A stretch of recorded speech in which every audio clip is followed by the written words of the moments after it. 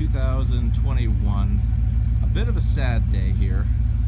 The old Jesus van, as we would call it, has been in our family for, I think, 6 or 7 years. I don't even know at this point. It's been a long time.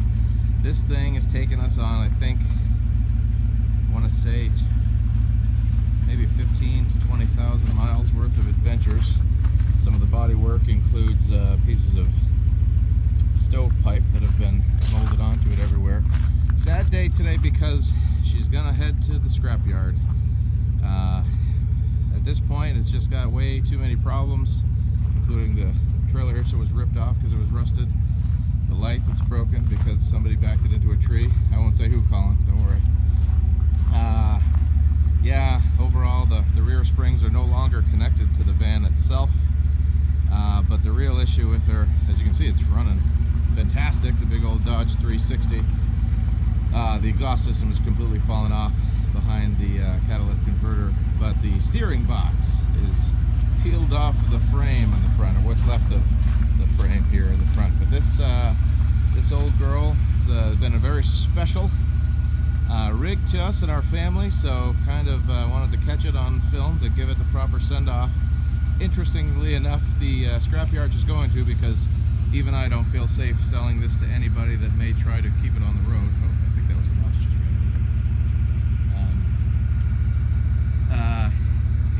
It's just not safe. But the scrapyard's actually giving us over double the money that we paid for it way back when. And the only thing I think I put on this thing was a headlight, maybe a set of windshield wipers. It's running all the original tires. It's still really good shape inside. This is kind of a sad thing. It's like, as far as old vans go, this thing's pretty cherry. Doghouse. We had kept the one bench seat in it,